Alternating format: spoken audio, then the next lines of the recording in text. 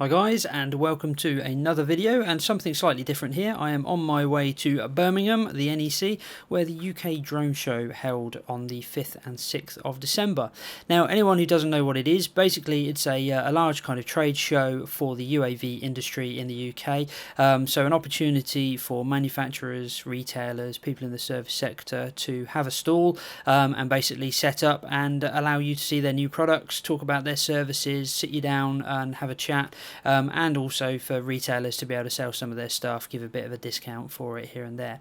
A really nice event, not quite as big as I was maybe expecting it could be, but lots of stalls and lots of opportunities.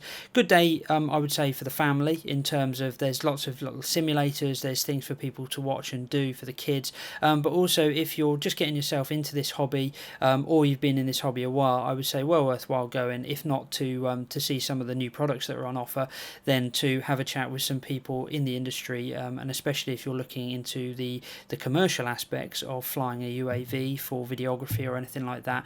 Lots and lots of people there who can sit down and talk about pilot training and everything like that.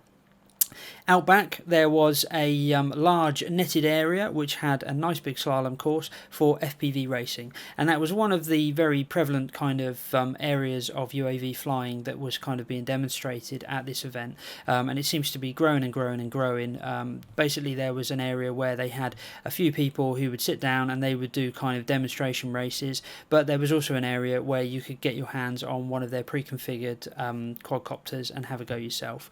They also had a couple of large TVs, so when the demonstration races did go on, as you can see here, you were really able to kind of get a feel for what those pilots were seeing and how they were able to fly. So if you've never seen an FPV race before live, well worthwhile going, especially for the fact it's indoors, so you really get that high-pitched buzzy noise from all of these 4S powered quadcopters zipping around at ridiculous speeds, and of course you also get to see what happens when they smash straight into the side of something, which is inevitable at some point, but it has to be said, a lot of the guys who really knew the course did very well in that respect.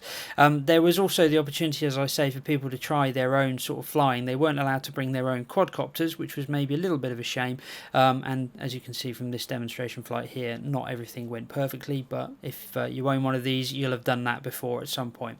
So back out into the stands then. This was actually a company called Fossil Stuff who sell frames. They don't sell the parts, or don't manufacture the parts that go inside the frames. They just make bespoke frames out of this composite material, basically. So very, very hard wearing. The gravity frame, the blue one that you saw there, for example, comes with a lifetime warranty, which is rather brave. This is their new one, which is the Event Horizon, which isn't actually released yet, which is basically a carbon kind of H-frame inside this composite material, so it's super hard wearing. You use a mini Naze 32 board, and you basically throw it all in there, and you get a super sleek designed frame. This is Thug Frames, their stand. They were demonstrating, and they had lots of parts. You could literally buy anything you needed to build their frames, but again, it's a really nice opportunity to stand in front of the people who know their stuff, talk to them, ask what you would like, and they can tell you what they think you would need depending on the skill level you've got. A couple of cases here. UAVionic, they were there. They had a nice big stand here, and they were demonstrating the Zyro Explorer, which is very similar to a Phantom 3, but at a lower price point. I think this comes in at about £900 for an all-complete package. So, competing with the likes of DJI, flight controller, everything like that, it's all their own design. A nice looking thing, I would say.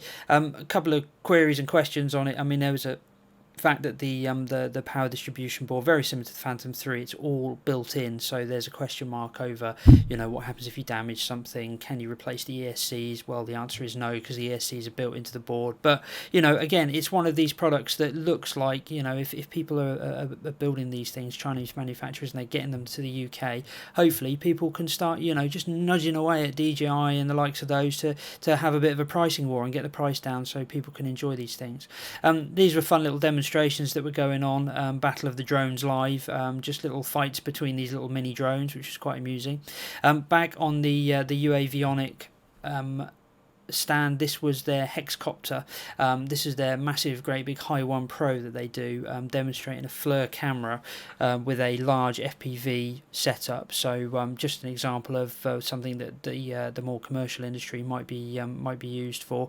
But again, it's a nice opportunity to be able to see something like this being demonstrated, and also the kind of ideas that these companies come up with. I mean, this, for example, had a Solo Shot 2 that was being used for actually the FPV rig, which was quite interesting. These were Tattoo batteries, another Chinese manufacturer of lipos, quite high-end lipos.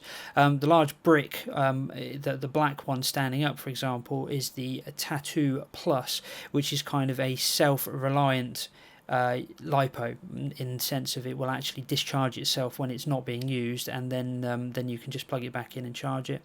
Ofcom were there, had a bit of a chat with them about the struggles that they're going through in terms of the law with FPV and the various problems there. EHang, that's another company that were there. They've often been on the likes of GearBest and some of the Chinese websites, but they actually made a UK presence, and they did a UK launch of their Ghost Drone 2.0, which again is very similar to a Phantom 3. One of the nicest stands in terms of retailer were these guys. This was the Unique stand, and they do a variety of different quadcopter and hexcopter frames. The ones that people will probably know of is the Unique Q500, and at this show they were showing their new 4K version of that, the Typhoon Q500 4K as it was. And what was very nice about that was you were able to kind of see the setup, get your hands on the transmitters. As you can see here on their larger Tornado series, they actually have an all-encompassed FPV setup, and also there was a nice demonstration of UAV Pilot, which is a drone simulator used with the transmitter that you would get with their Q500 4K, and a really nice simulator, I have to admit. I mean, I use Real Flight 7 for simulating, which is fantastic for aircraft, but multi-rotors is never really brilliant because you have a bit of a problem with depth of field sometimes, whereas this simulator, I have to admit, it really did feel like I was flying a GPS powered quadcopter, and I could really get a feel for the throttle, I could really get a feel for the movements of it, and it, I haven't flown one of these myself, but I genuinely think that on a rainy day this would give you some excellent practice if you had never done it before. So I'll find a bit more about that, and where to get hold of it. But it was a really nice stand for that. Everything was available for you to sort of pick up, to hold, to touch. You could really see it. You couldn't fly any of these things. Unfortunately, there was no kind of opportunity to go out and do demo flights. But it was nice to see, a different manufacturer, as it were. This, for example, is the Steady Shot that comes with the Q500 4K, whereby, similar to DJI, you take off the 4K gimbal and you plug it onto the Steady Shot, but it all comes as part of the full package. So you get the drone, you get the controller, and you also get the Steady Shot, which is nice. Quick shot here. This was the first-person view. Their stand there. Simon Dale was there. And I got to shake hands, which was very nice. This was the auditorium, so a kind of a bubble dome where there were some demonstrations and speakers all through the day that you could listen to for free. And again, back to the flight zone. This is where the demonstration by Simon from First Person View was giving a demonstration on behalf of DJI of the Inspire 1. So anyone who hadn't seen the capabilities of an Inspire 1, they got the opportunity to see it. A fairly old hat these days, it has to be said, but I have to admit I've never stood in front of one as it's actually flying to see what it's doing. I've only seen videos, so it was quite nice to be able to kind of just get close to it and have a look at it.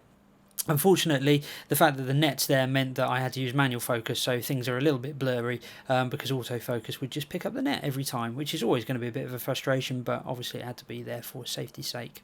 And then finally, the final part of this video, as I just kind of sum it all up, this was, I believe, the UK FPV champion James Bowles, but please correct me if I'm wrong on that. I believe that was him. I know it was the FPV champion of the UK. I've looked that up on Google, but I didn't hear his name when it was announced, so apologies on that. And he was having an interview whilst doing this, which is why he's not going absolutely nuts to the wall with this flying. But anyway, to sum up, was it worthwhile going? Definitely. It was £12 for the ticket, a frustrating £12 for the parking, which I have to admit I didn't know about. The UK Clothes Show was on at the same time at the NEC, so whether that's got something to do with the fact that the parking was so expensive, I don't know, but way overpriced on parking. But that said, 24 quid, I was there for probably about 5 hours. And it was really nice to be able to walk around, talk to people. I was finding some information out about, the potential of getting a commercial license, what's involved with it, how it affects me on a hobby aspect. Do I have to do it? And I was able to sit down with a few people, and they were able to explain what is involved with it, what's required, and obviously from my point of view, a bit of a networking opportunity. Hopefully from this, a couple of manufacturers might be interested in sending me some products to do some product reviews on. I had a chat with them, gave a few names, dropped a few cards off, so hopefully that will improve things for my channel. And if anyone is watching this that was there, then please leave a comment, say hello, say that you were there, give me your thoughts and impressions of the day. I'd love to hear some feedback, because I think this was a first go for them. I think there's some better organisation in terms of what was on in the flight zone.